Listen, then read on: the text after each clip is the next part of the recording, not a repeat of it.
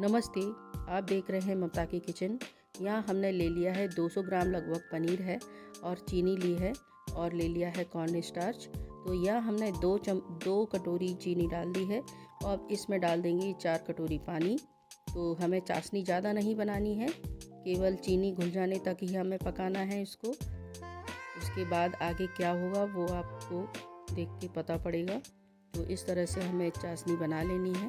तो ये हमें पनीर को हम मैश कर लेंगे अच्छी तरह से। आप हो सके जहाँ तक घर का ही पनीर इस्तेमाल करें, वो भी गाय के दूध का बना हुआ, क्योंकि इसमें काफ़ी दिक्कत आ गई थी। बाज़ार के जो उसमें पनीर था तो उस हिसाब से नहीं बन पाए जिस तरह से बनना चाहिए।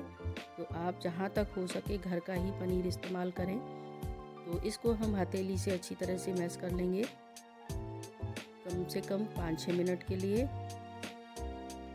तो ये पनीर रखा हुआ था घर में, तो सोचा कि चलो इस तरह से बना लेते हैं, लेकिन इसमें काफ़ी कमी आ गई है। तो आप जहाँ तक हो सके घर का ही पनीर इस्तेमाल करें बना हुआ, या बाज़ार में भी गाय के दूध का जो पनीर मिलता है उसको इस्तेमाल कर सकते हैं।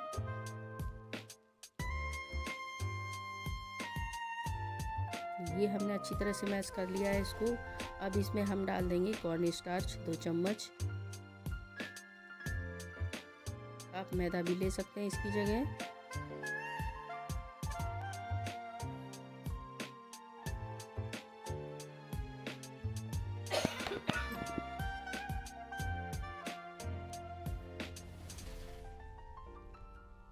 तो इस तरह से हम इसको भी फिर से कर लेंगे 2-3 मिनट के लिए, अच्छी तरह से मैश कर लेंगे।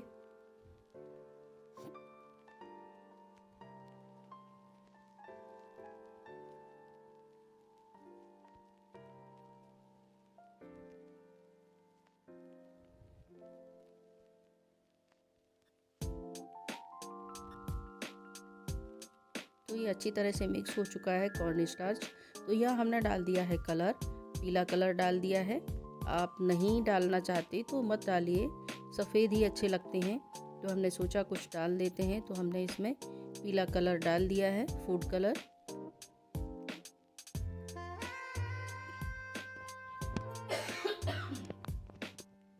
तो इस तरह से हम इसके गोले बना लेंगे। जितना बड़ा आपको छेना चाहिए उस हिसाब से बना लीजिए।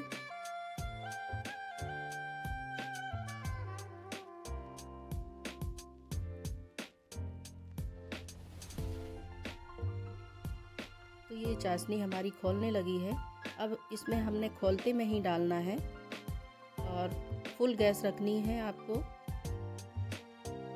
चाशनी जो खोल रही है वो कम नहीं होनी चाहिए। तो इस तरह से हम सभी छेने डाल देंगे इसमें और इसको हम ढक के पकाएंगे।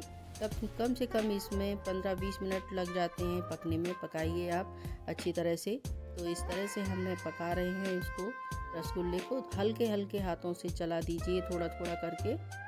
तो इसमें और कोई कमी नहीं आई थी, केवल इसमें जो पनीर होता है उसमें जो घी होता है तो वो उस चाशनी में ऊपर आ गया था। तो इसलिए गाय के जो दूध होता है उसी के पनीर से छेना बहुत ही अच्छे बनते हैं।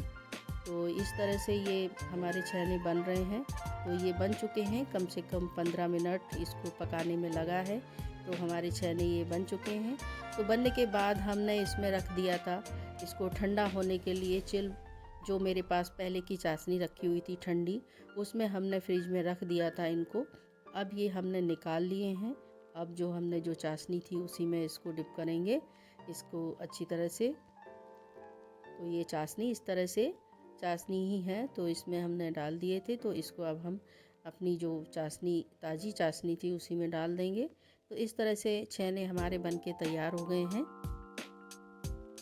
तो ये फिर से आ जाएंगे अपनी ही उसमें। तो ये इस तरह से छेने बने हैं। आपको बताइए मेरे छेने आपको कैसे लग रहे हैं।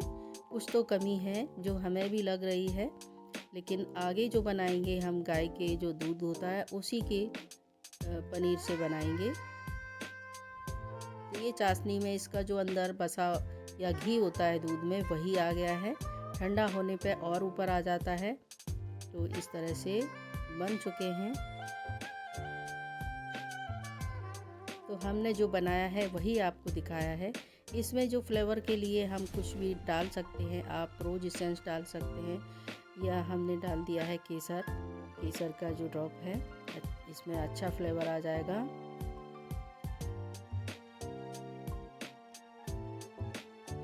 तो मेरी रेसिपी आपको कैसी लगी? मेरा गला बहुत ख़राब है, आपको पता पड़ रहा होगा। तो ये इस तरह से चने बन के तैयार हो गए हैं। चैनल को सब्सक्राइब ज़रूर कीजिए। बहुत मेहनत लगती है बनाने में, वीडियो एडिट करने में, अपलोड करने में। मैं अकेली ही करती हूँ। तो थैंक यू फॉर वॉचिंग।